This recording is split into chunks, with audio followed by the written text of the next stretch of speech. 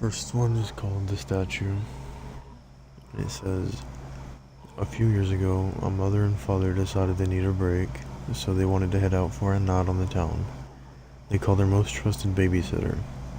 When the babysitter arrived, the two children were already fast asleep in bed. So the babysitter just got to sit around and make sure everything was okay with the children. Later that night, the babysitter got bored and went to watch TV, but she couldn't watch it downstairs because they did not have cable downstairs. So she called them and asked them if she could watch cable in the parents' room. Of course, the parents said it was okay, but the babysitter had one final request. She asked if she could cover up the angel statue outside the bedroom window with a blanket or cloth because it made her nervous. The phone line was silent for a moment, and the father who was talking to the babysitter at the time said, "Take the children out and get out of the house. We'll call the police. We don't own an angel statue." The police found both of the children, and the babysitter slumped in pools of their own blood within 3 minutes of the call. No statue was found. That was all of it. The second one, that was 1 minute. 10 minutes. The second one is called This New Old House. We bought an old house, my boyfriend and I. He's in charge of the new construction, converting the kitchen into the master bedroom, for instance, while I'm on wallpaper removal duty. The previous owner papered at every wall and ceiling. Removing it is brutal, but oddly satisfying. The best feeling is getting a long peel, similar to your skin when you're peeling from a sunburn. I don't know about you, but I kinda make a game of peeling, on the hunt for the longest piece before it rips. Under a corner section of paper in every room is a person's name and a date. Curiosity got the best of me one night when I googled one of the names and discovered the person was actually a missing person. The missing date matching the date under the wallpaper. The next day I made a list of all the names and dates. Sure enough, each name was for a missing person with dates to match. We notified the police, who naturally sent out the crime scene team. Overheard one text say, "Yup, it's a human." Human? What's human? "Ma'am, where's the material you removed from the walls already? This isn't wallpaper you were removing." Okay. The third, it was human skin. The wallpaper was human skin. The third one's too short, so I'm gonna do the fourth, which is also really short. Yay. Finger counting. My daughter woke me up around 11:50 last night. My wife and I had picked her up from her friend Sally's birthday party, brought her home, and put her to bed. My wife went into the bedroom to read while I fell asleep watching the Braves game. "Daddy," she whispered, tugging my shirt sleeve, "guess how old I'm gonna be next month?" "I don't know," I said as I slipped on my glasses. "How old?" She smiled and held up 4 fingers. "It is 7:30 now. My wife and I have been up with her for almost 8 hours. She still refuses to tell us where she got them." What?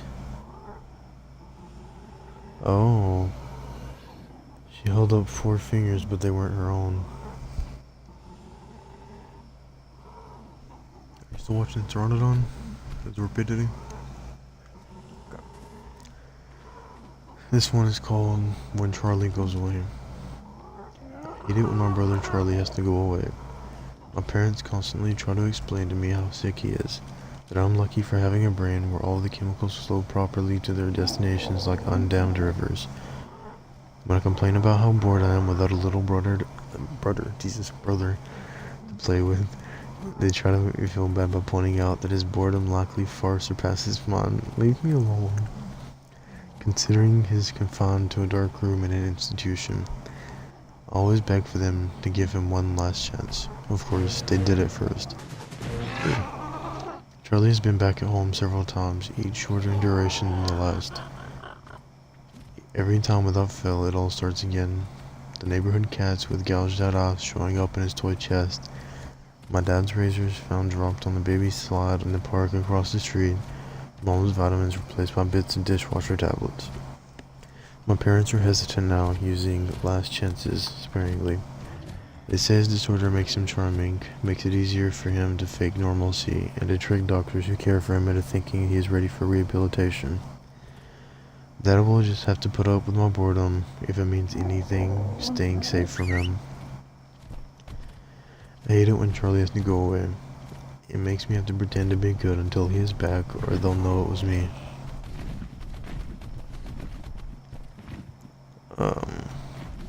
He was the one killing stuff. This one's long. It's called What with Red. A man went to a hotel and walked up to the front desk to check in. The woman at the desk gave him his key and told him that on the way to his room there was a door with no number that was locked and no one was allowed in there. She explained that it was a storeroom and that it was out of bounds. She reminded him of this several times before allowing him upstairs.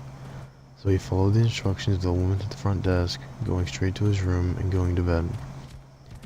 However, the insistence of the woman had piqued his curiosity, so the next night he walked down to the hall to grab the handle. Someone's watching this. Sure enough, it was locked. He bent down and looked through the wide keyhole. Cold air passed through it, chilling his eye. What he saw was a hotel bedroom like his, and in the corner was a woman whose skin was incredibly pale. She was leaning her head against the wall, facing away from the door.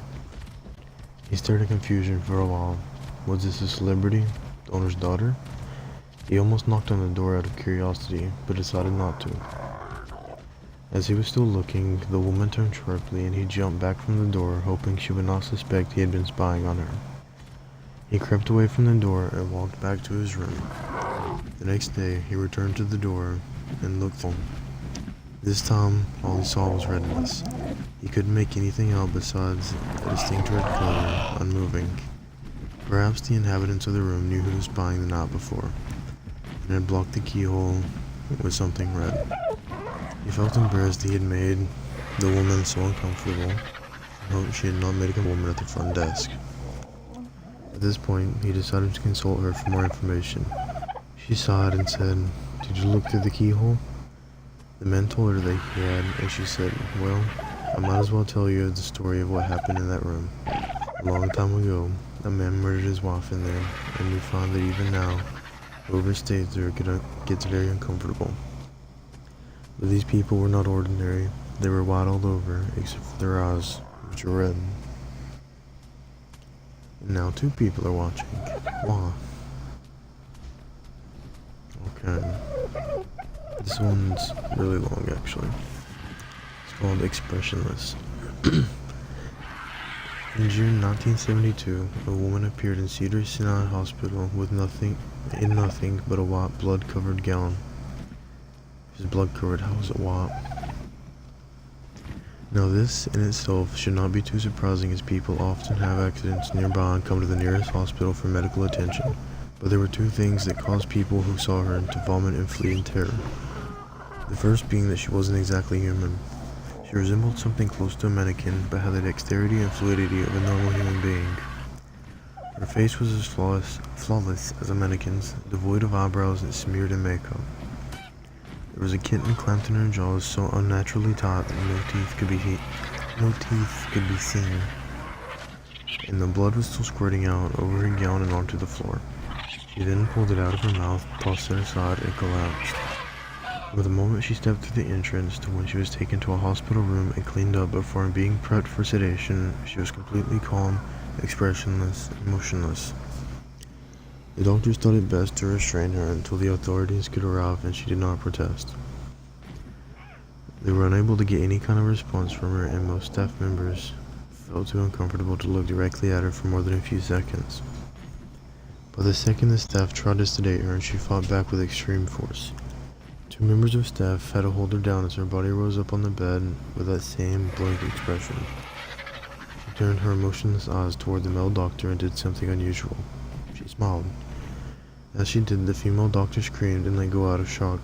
In the woman's mouth were not human teeth, but long, sharp spikes.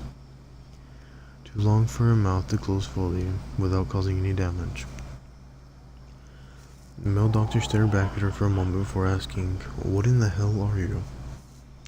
She cracked her neck down to her shoulder to observe him, still smiling. There was a long pause. The security had been alerted and could be heard coming down the hallway. As he heard them approach, she darted forward, sinking her teeth into the front of his throat, ripping out his jugular and letting him fall to the floor, gasping for air as he choked on his own blood. She stood up and leaned over him, her face coming dangerously close to his as a laugh faded from his eyes. She leaned closer and whispered in his ear, "I am God." The doctor's eyes filled with fear as he watched her calmly walk away to greet the security men. His last ever sight would be watching her feast on them one by one. The female doctor who survived the incident named her the Expressionless. There was never a sighting of her again. The end.